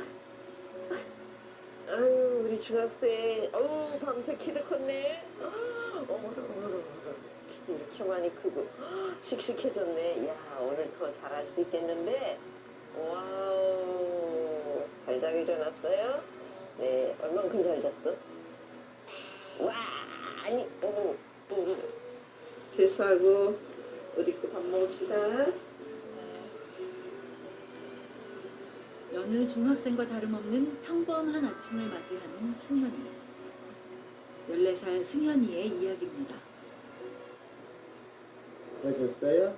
네. 자자마자 학교다가 꿈 꿨어요? 꿈은 더 없어요. 이거 어떠세요? 네. 빨알긴데 새 학기를 맞이하고 한껏 들떠있는 승현이. 학교 갈 준비를 서둘러 보는데요. 어엿한 중학생이 됐지만 아직 혼자서 할 수 있는 일이 많지는 않습니다. 씻는 것 또한 엄마의 손을 빌려야 하는 승현이. 초등학생이 끝나고 중학생이 되었는데 이제 승현이가 아침에 학교 갈 때도 세수하고 손 씻고 그렇게 준비해서 가자. 네. 늘 엄마의 손길이 필요한 승현이. 엄마는 그런 승현이가 늘 아이처럼 느껴집니다. 승현이 크림 바를 수 있지? 바르고. 아직은 느리지만 스스로 할 수 있는 일을 찾아가는 중인데요. 얼굴에 크림 바르는 일은 승현이의 몫입니다. 걸어 됐고요. 이렇게들 다 보여. 또래라면 한창 외모에 관심이 많을 나이 14살. 거울 앞에 앉은 승현이도 나름 멋을 부려보는데요. 잘 바르네. 잘생긴다고 생각해? 네. 승현이 어떻게 생겼어? 너보고 귀엽게 어떻게 생겼어? 귀엽게 생겼어요. 어떻게 생겼어요? 귀가 잘 떴어요. 키가 얼마나 컸나 우리 재볼까? 키를 한번 재어볼까요? 하루 일과 중 빼놓을 수 없는 키재기. 엄마가 매일 하는 일이지만 승현이가 밤사이 훌쩍 자라진 않았을까. 엄마는 항상 기대가 됩니다. 우와, 우리 승현이 키가 90이 됐네. 야, 중학생들은 키도 그냥 더 이제 자라가네. 멋있어요. 우리 승현이 몸무게도 한번 재볼까요? 자, 12.3이네. 승현이의 키와 몸무게는 아직 5살에 멈춰 있습니다. 아니야, 이제 더 크게 쓱쓱 자라야 돼. 너무 작아. 알았지? 14살 중학생인데 승현이가 그 심장 수술하고 난 키가 그대로거든요. 그 스테로이드랑 이런 약을 계속 먹어서 그게 이제 성장을 좀 많이 억제한대요. 그래서 그때의 그 기준으로 지금까지 있거든요. 거의. 네. 네. 옷 입고 일어서서 앉아서 그래. 선천성 심장기형을 갖고 태어나 지금까지 3차례의 심장 수술을 받은 승현이. 그날의 수술 자국이 가슴 깊이 남아있는데요. 그치, 이제 없어질 거야, 그치? 승현이 심장 수술했다가 많이 힘들었었지? 네. 이제 건강해질 거야, 우리 승현이. 배에 물 생기는 원인을 몰라서 그 원인을 찾기 위해서 수술했던 자국도 이 왼쪽도 그렇고 오른쪽도 그렇고 가져서 심장이 안 좋다는 얘기는 들었었거든요. 그런데 이제 이렇게 태어나서 이렇게 심장에 이렇게 수술을 여러 번 해야 할 줄은 몰랐어요. 네. 그때 이제 태어나서부터 승현이가 이제 다운증인 것도 알게 됐고 또 이제 심장이 또 이렇게 또 많이 수술을 받아야 된다는 것도 알게 됐죠. 엄마 나이 44세 선물처럼 찾아온 아이. 하지만 엄마의 온기를 느끼기도 전 지독한 병원 생활이 시작됐습니다. 태어난 지 사흘 만에 심장 수술을 받기 시작해 5살 때까지 3차례의 수술을 받은 승현이. 그 후 합병증과 매일 먹는 독한 약 때문에 성장까지 멈춰버렸습니다. 병명은 아주 많습니다. 복잡형 심장기형이 있는데 그 배경에 이제 다운 증후군이 있고 복잡형 심장기형이 있었고 너무 복잡해서 정상적인 양쪽 심실 구조를 못 만들고 험탄 수술이라고 해서 반심실형 심장 수술을 다단계에 걸쳐서 받았고요. 그리고 이후에 좀 잘 지냈으면 좋았을 텐데 반심실형 심장 수술 이후에 생기는 합병증 중에 단백 소실 장병증이라는 게 있어요. 그거를 또 어른하게 또 걸렸습니다. 단백질이 소실되기 때문에 몸이 붓고 흉수나 복수가 차고 이런 혈액순환이 잘 안 되고 이런 부작용을 겪게 됩니다. 가슴뼈를 열었다가 다시 닫은 방법이죠. 그래서 심장 수술을 받은 흔적이고요. 그리고 혹시 단백 소실 장병증에 도움이 될까 해서 그 측부 순환들을 코일을 이용해서 막았었습니다. 그것들이 아직도 보이고 있고요. 또 다른 합병증인 뼈가 약해져요.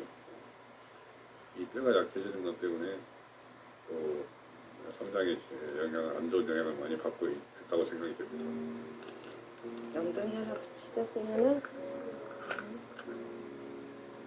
통통한 볼살에 비해 유독 가느다란 팔과 다리. 살이 없어 뼈가 그대로 드러난 부분은 늘 상처를 달고 사는데요.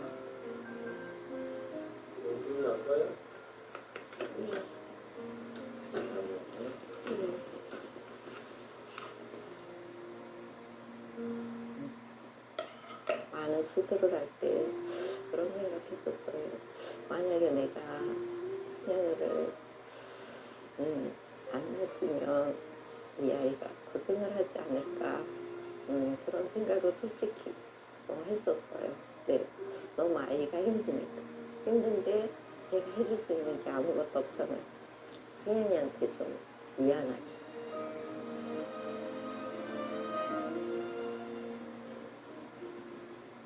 승현이가 평범한 하루를 보낼 수 있게 항상 곁에서 살뜰히 챙기는 엄마. 매일 아침 저녁으로 꼭 먹어야 하는 약을 챙기는 것도 엄마의 몫인데요. 이 6가지. 이거는 이제 스테로이드라는 약이고, 이거는 이뇨제, 이거는 혈액응고 아스피린, 이것도 이뇨제, 이거는 이제 혈압이랑 또 이뇨제랑 같이 복용되는, 이거는 카스터, 네, 위보제. 이거는 스테로이드. 이게 스테로이드예요. 배에 물 생기는 걸 또 방지하기 위해서. 네, 근데 이걸 먹어도 그걸 완전히 또 뭐랄까 해결하지는 못하고 있습니다. 약이 많다 보니 챙기는 것도 일입니다. 하지만 언제 어떻게 아플지 모르는 승현이를 위해 엄마는 하루도 게을리할 수 없는 일인데요. 조금이나마 쓴 약을 수월하게 먹길 바라며 가루약을 늘 물에 개는 엄마. 더 이상 아프지 않길 바라는 마음도 담아봅니다. 승현이는 쓴 약이 익숙한 듯 힘든 내색 한 번 없이 꿀꺽 삼켜버리는데요.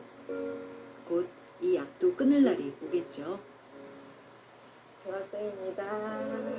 중학생 학교 갑시다. 네. 드디어 학교 갈 준비를 마치고 엄마와 집을 나서는 승현이. 집에 학교를 갑니다.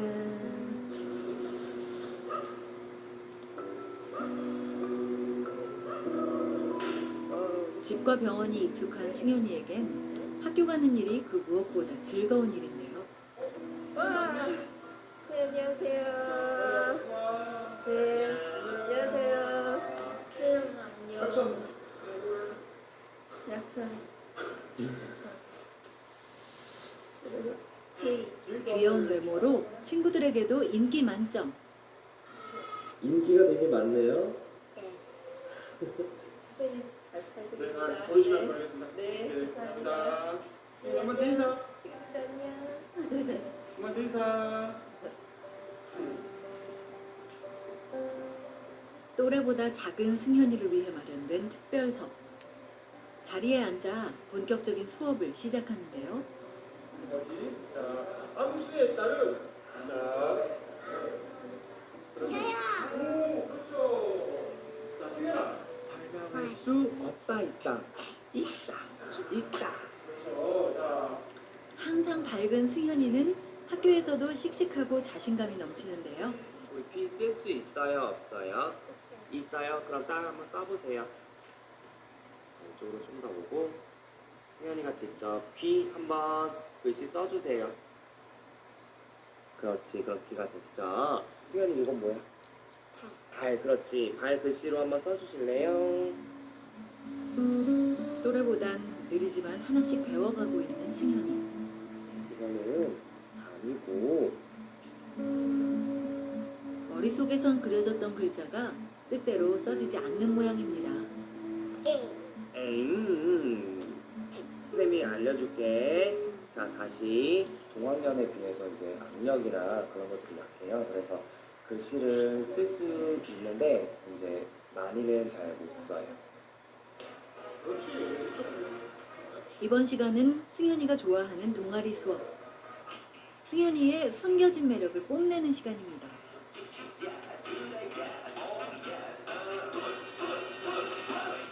학교 수업에 항상 적극적인 승현이.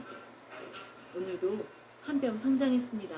장애를 가지지 않는 비장애 학생 수준으로 생각하면 초등학교 1학년에서 2학년 정도 수준으로 될 것 같고요. 그렇지만 또 승현이가 가진 장애에 비해서는 많은 노력을 통해서 많이 발전한 모습을 많이 보여서 앞으로 더 좋은 모습으로 성장할 거라 생각합니다.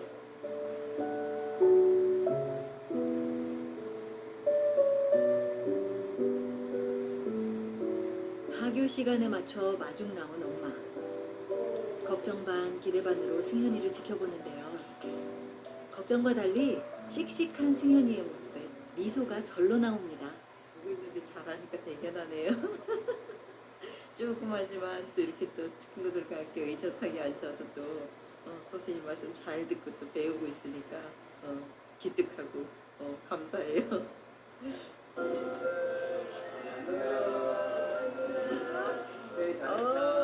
멋있다. 세상에. 밖에 오니까 이렇게 승현이가 멋진 중학생이 되어서 또 공부도 이렇게 열심히 하네. 멋있다. 엄마가 저기서 봤는데 너무 잘한다. 짱이야, 짱. 집으로 돌아가는 발걸음이 오늘따라 유난히 가볍습니다. 역시 멋져요, 우리 승현.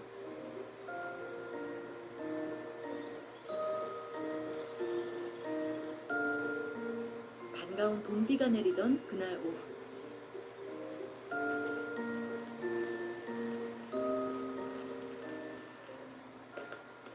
집으로 돌아온 승현이가 바빠 보이는데요. 선생님 뭐 찾아? 엄마가 포즈를 해주러. 편지 써주려고?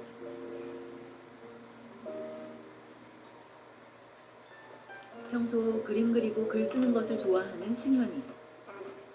학교에서 배운 솜씨로 엄마에게 편지를 쓸 모양입니다. 엄마예요? 살살했다가 피아노 선율 같아. 아프지만 항상 밝고 애교 많은 승현이. 그런 승현이에게서 엄마는 오늘도 힘을 얻습니다. 잘했어요. 네, 여기 사랑해요. 사랑해요 아니라 사랑해요. 사랑해요.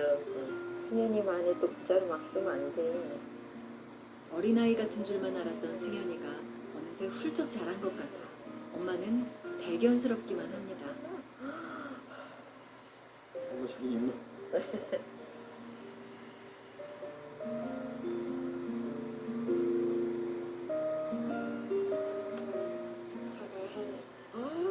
감사합니다. 사랑의 편지를 아들한테 받아보네. 어휴, 감사해요. 감개무량합니다. 어머님은 엄마 얼마큼 사랑해요?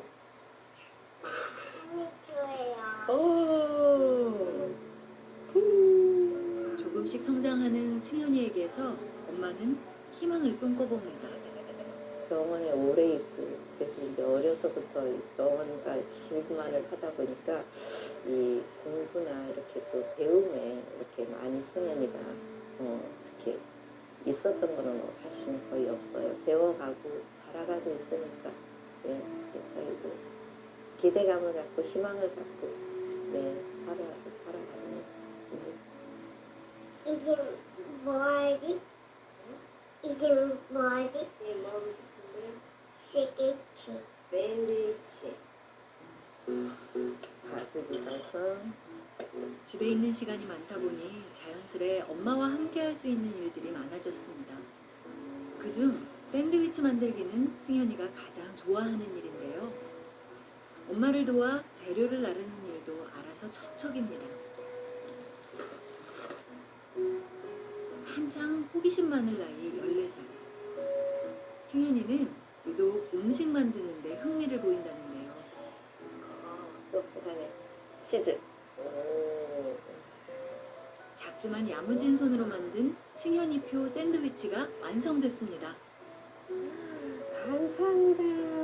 와 맛있겠다. 자, 우리 승현이 거. 자, 감사합니다. 넌 나도 이거를 해줬다. 무슨 사람일 거예요? 빵. 응. 밥 먹을. 나중에 사람이 먹는 거야. 승현이의 바람대로 멋진 요리사가 되길 기대해 봅니다.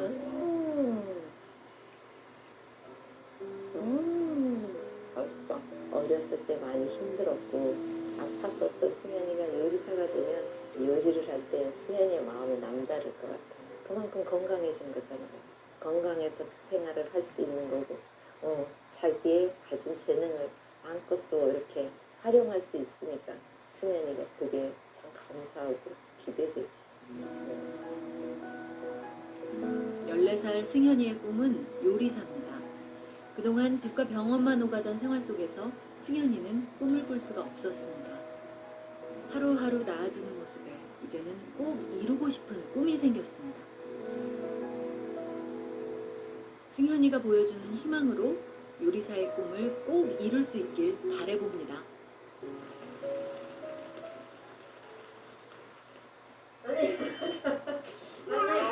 아빠 오셨다. 아빠 오셨다. 늦은 밤이 돼서야 집으로 돌아온 아빠. 승현이가 반갑게 아빠를 맞이하는데요. 잘 놀았니?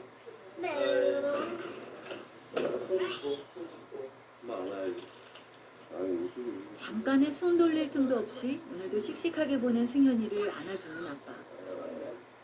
항상 새벽에 출근해 밤늦게 퇴근하는 탓에 승현이와 함께하는 시간이 많지 않은 아빠는 늘 미안한 마음입니다. 끄고 이쪽 볼 거고 또 이마 아이고 따가워요.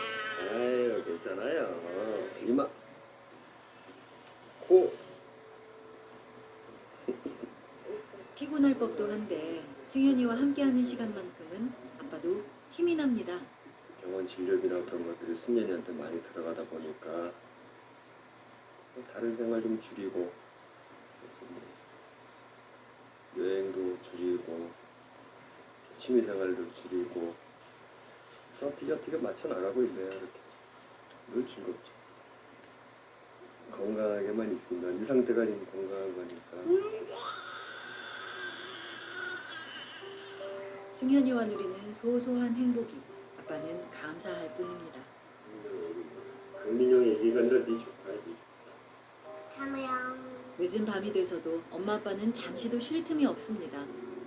서로가 지치고 힘든 걸 알기에 승현이의 목욕만큼은 엄마 아빠가 함께하고 있는데요. 승현이를 안아 욕실로 옮기는 것은 아빠의 몫, 깨끗하게 씻기는 일은 엄마의 몫입니다. 매일 하는 일이 힘들 법도 한데 이마저도 승현이가 아프면 할 수 없다는 걸 알기에 매 순간이 소중할 뿐입니다. 비록 몸이 힘들지라도 엄마 아빠는 승현이를 위해서라면 못할 게 없습니다. 내가 승현이보다 하루를 더 살 수 있을지 그게 걱정인 거죠. 사실은 아마 모든 장애를 가지고 장애아를 데리고 있는 부모들은 다 마찬가지일 거예요. 저 아이를 내가 언제까지 우리가 케어를 할 수 있을지 그게 제일 사실은 마음속에 고민이고 짐이에요. 혼자서 생활할 수 있을 정도만 되었으면 좋겠다. 혼자 버스 탈 수 있었으면 좋겠고 혼자 아무하거나 의사소통만 될 수 있었으면 좋겠다. 그 정도 바람이죠. 승현이의 긴 하루도 끝나고 이제 잠자리에 들 시간. 크림 갖고 왔어? 이리 와. 세수했니? 아빠 옆에 자리를 잡는 승현이. 아이고. 이럴 때면 영락없는 어린아이 같습니다. 피부가 약한 승현이를 위해 아빠는 자기 전 크림 바르는 것을 잊지 않습니다. 작은 일에도 승현이와 함께하고 있는 것에 고마움과 행복을 느끼는 가족. 승현이가 늘 웃을 수 있는 원동력입니다. 들겠습니까? 이건 내일 써. 네. 자, 손잡고 제가 야구를 좋아하는데 축구도 좋아하고 같이 야구도 하고 싶고 축구도 하고 싶고 등산도 하고 싶고 이건 막 맨 산이다 보니까 이제 현실이 되겠죠. 항상 기대하고 있어요. 또 하나님 승현이와 함께 뛰어노는 날이 곧 현실이 될 수 있겠죠. 살 수 있도록 승현이가 씩씩하게 살 수 있도록 승현이를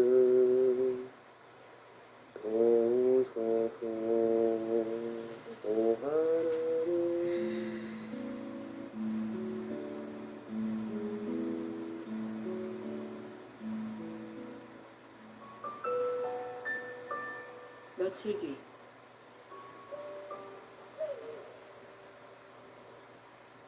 승현이를 다시 만난 곳은 병원이었습니다. 엄마의 연락을 받고 찾아간 병원. 그리고 평소와 달리 굳게 굳은 엄마의 표정. 무슨 일이 있었던 걸까요? 갑자기 토요일날 밤부터 설사를 하고 구토를 해서 저희들이 일요일날 응급실로 왔었거든요. 그래서 이 설사랑 구토가 너무 심해서 염증이 심해서 중환자실로 내려와서 지금 이제 오늘 조금 있다가 병실로 올라간다 그래서 지금 대기하고 있습니다. 좀 늦었으면 좀 위험했을 거라고요. 승현이가 중환자실에 있는 내내 놀란 가슴을 쓸어내려야 했던 엄마. 드디어 중환자실에서 나온 승현이. 엄마의 발걸음도 빨라집니다. 다행히 상태가 호전돼 중환자실에 입원한 지 닷새 만에 일반 병실로 옮기게 된 승현이.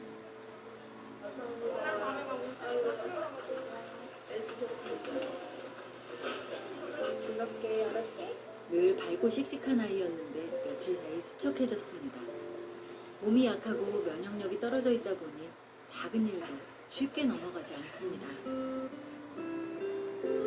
노로바이러스에 걸린 승현이는 전염 위험이 있어 1인 병실을 쓰게 됐는데요. 그동안 승현이가 잘 견뎌낸 덕분에 일반 병실 생활을 하게 됐습니다. 좀 괜찮아요. 괜찮아요? 네. 뭐 어디 특별하게 더 아픈 데 없고? 네. 언제 어떻게 아플지 모르는 승현이지만 그럼에도 밝은 모습을 잃지 않습니다. 목 잡힌 심장 수술을 다단계로 받는 것, 그 이후에 이제 여러 가지 유퇴원을 반복하는 것, 이런 것들도 어느 정도 좋지 않은 영향을 줄 가능성이 있습니다. 애가 성장도 지치가 되고 면역이 떨어져서 수시로 감염증, 이번에 이제 그 작년 걸린 것도 몇 개는 그 스테로이드의 영향이 없다고는 할 수 없을 것 같아요. 그렇게 승현이의 병원 생활은 또다시 시작됐습니다. 왜 승현이에게만 이런 아픔이 계속 찾아오는 걸까요?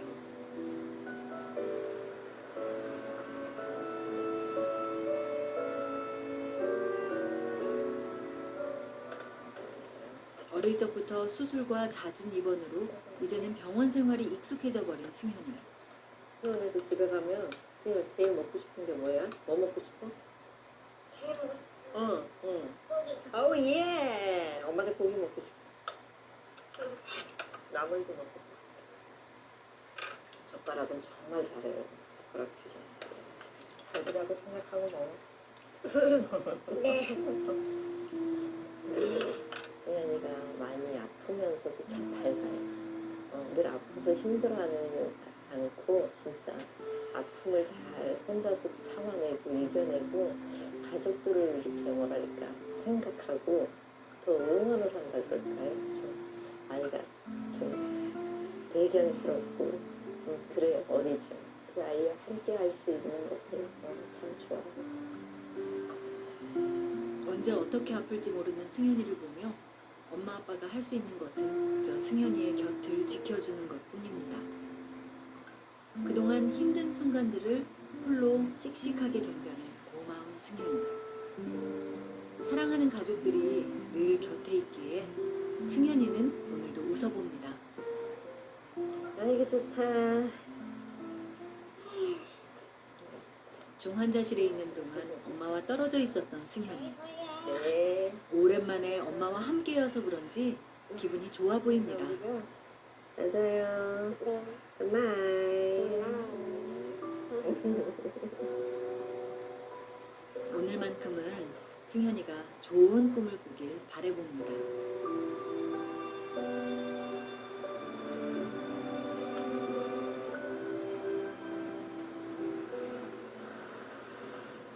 승현이가 병원 생활을 한 지도 벌써 열흘째. 24시간 엄마의 간호 덕분에 승현이의 상태가 많이 호전됐는데요. 오늘따라 승현이의 기분이 더 좋아 보입니다. 안녕하세요.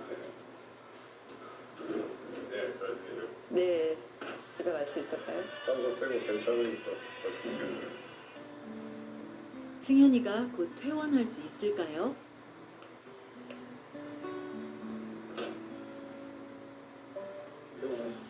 네. 괜찮아? 집에 갈 수 있겠어? 집에 가자. 스테로이드 치료하면서 집에서 지내는 것 정도는 지금도 가능하기 때문에 일단 이번 이제 장염 증상이 많이 호전이 되고 그래서 일단은 퇴원을 하고는 보기로 했습니다. 드디어 퇴원 승낙이 떨어졌습니다. 엄마는 그제야 마음 놓고 웃어보는데요. 힘들었던 병원 생활을 마치고 평범한 일상으로 돌아가게 된 승현이도 모처럼 여유를 부려봅니다.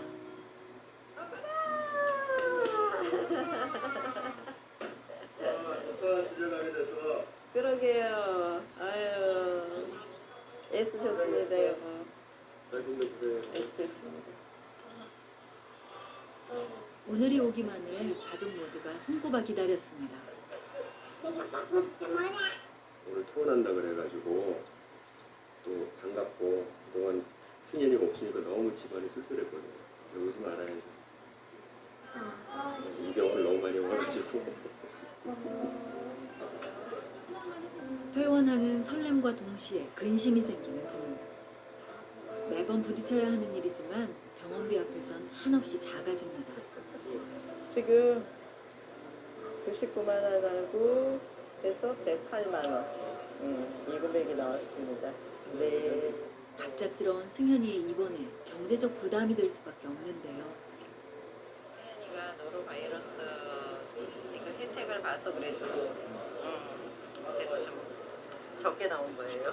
안 그러면 300만 원이 넘는 건데 노로바이러스 혜택을 봐서 100만 원 이 정도 나온 금액이거든요. 네. 비용이 우주인 게 부담되실 것 같아요. 그렇지요. 부담되지요. 네. 무거운 마음도 잠시. 엄마 아빠는 병원 생활을 잘 마친 승현이가 고맙고 기특할 뿐입니다. 다시는 병원에 오는 일이 없길 바라며 가족들은 집으로 향합니다.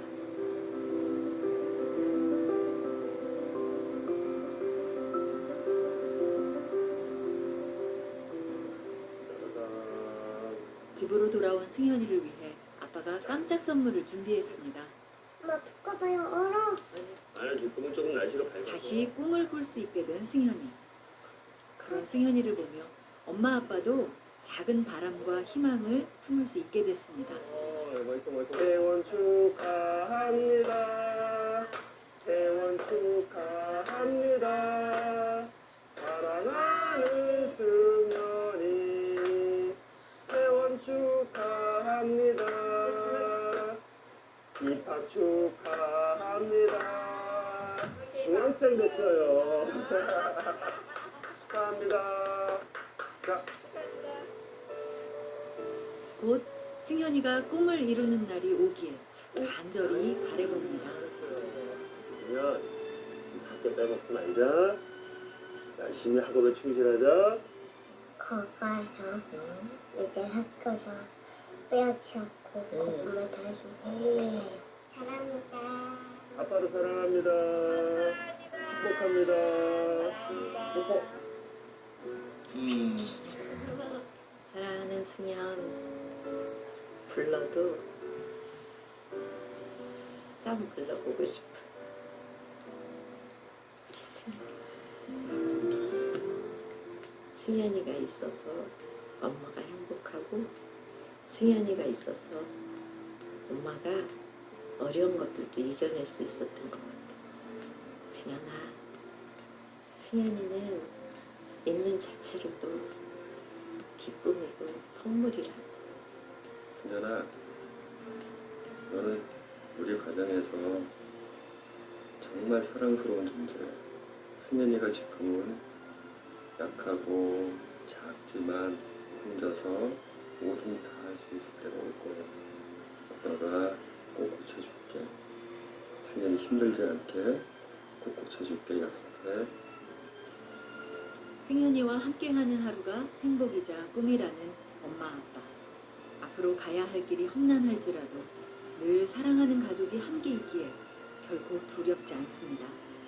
하루하루 성장하는 승현이에게 행복한 웃음이 끊이지를 않길 바랍니다.